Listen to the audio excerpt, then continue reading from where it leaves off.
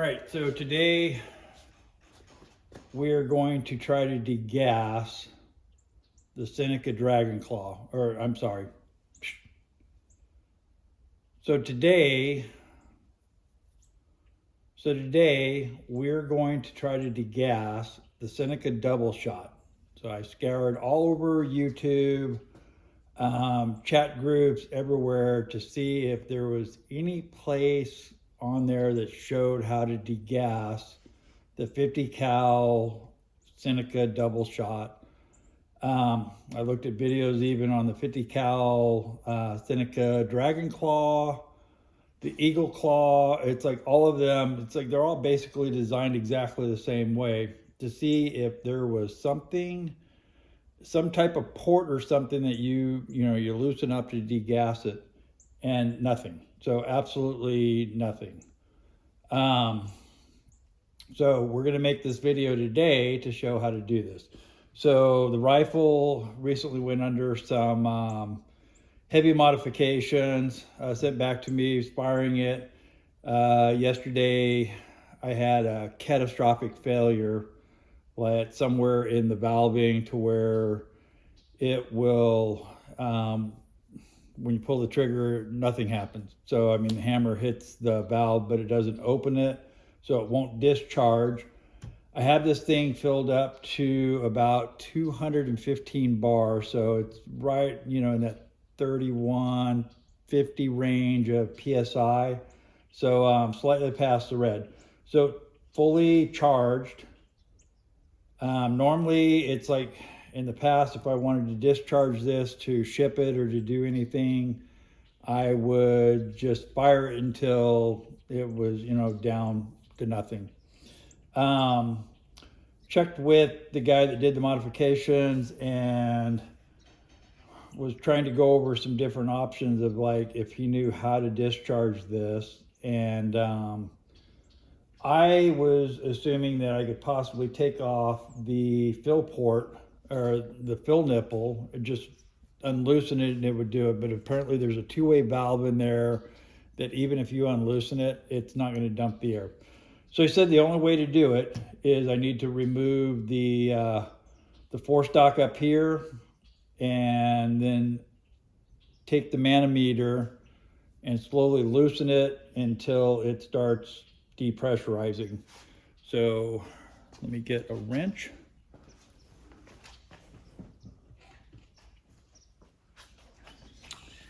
And here we go. So wanted to make sure this is videotaped. Since there's not anything on YouTube, I'm going to put it on YouTube. So, okay, first step, there's a single screw up here.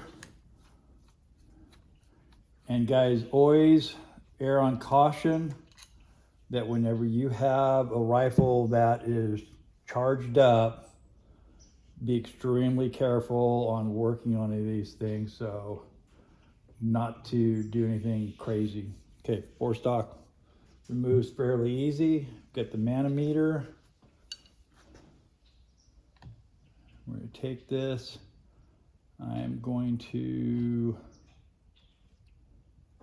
get a good tight fit on there, and then I'm going to move slightly away from it to where I am not, this thing pops off, it's not going to hit me in the head. And I'm just going to loosen.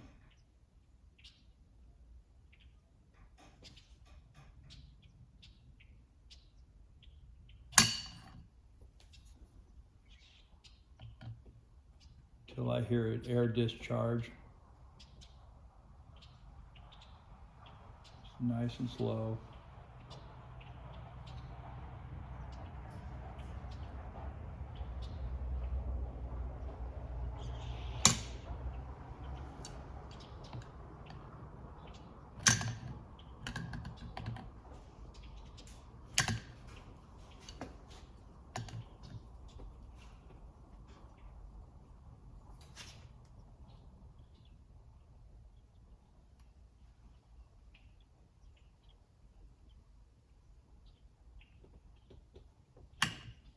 Keep in mind, this thing is pressurized up to 3,000, actually a little over 3,000 PSI.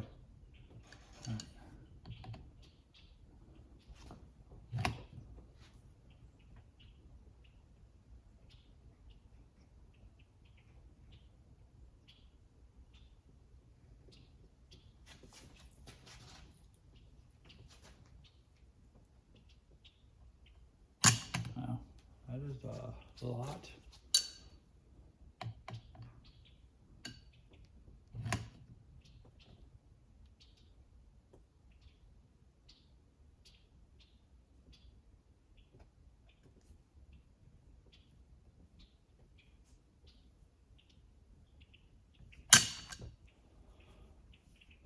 There's a lot of movement.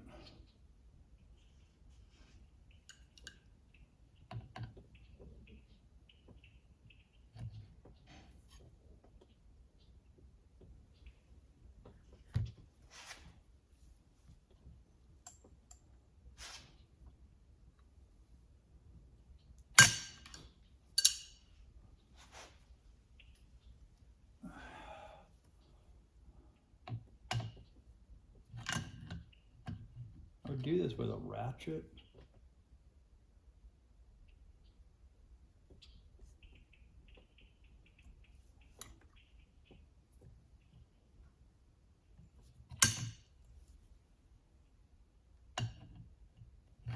Keep thinking I'm going to hear a pop here any minute.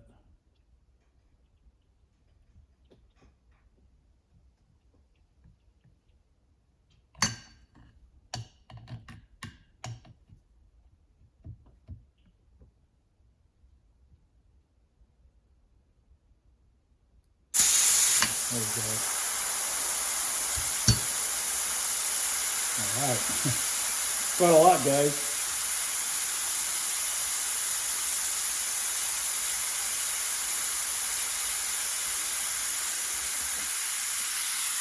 As you can see,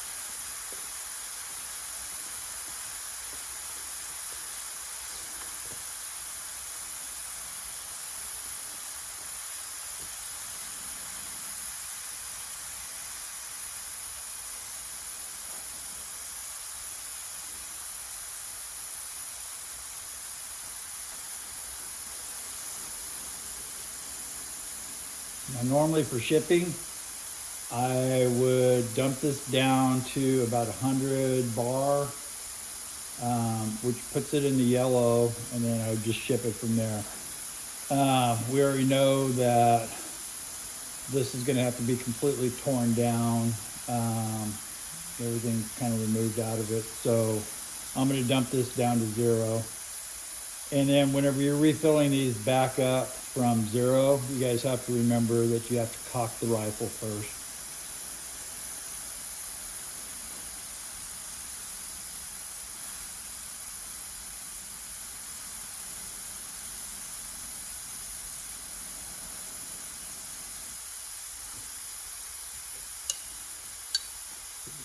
Just a little bit more.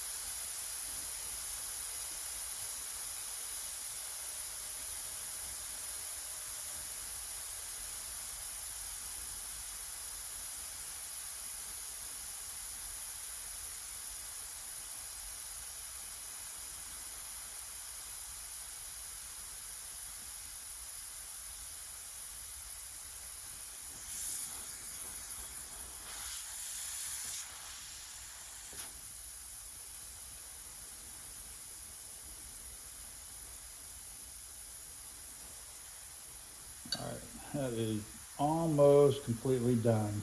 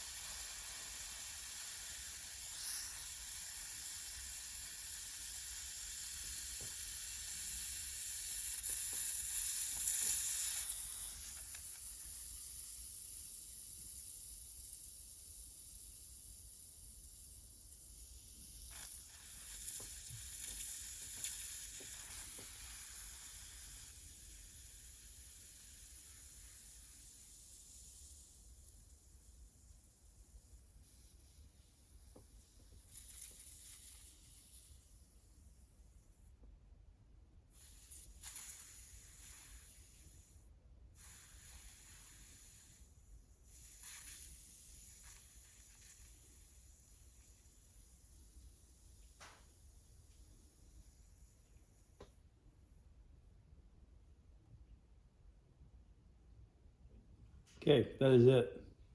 So I'm gonna loosen a little bit, make sure that I got that back in. And tighten it.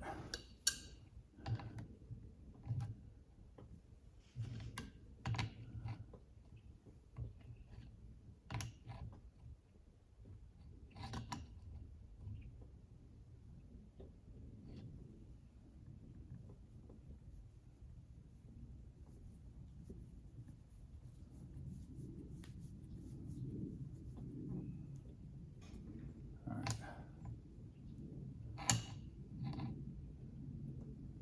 And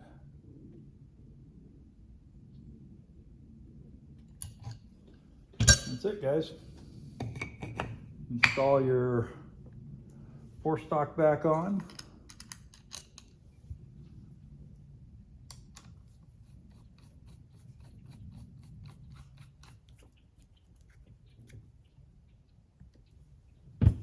It's that simple.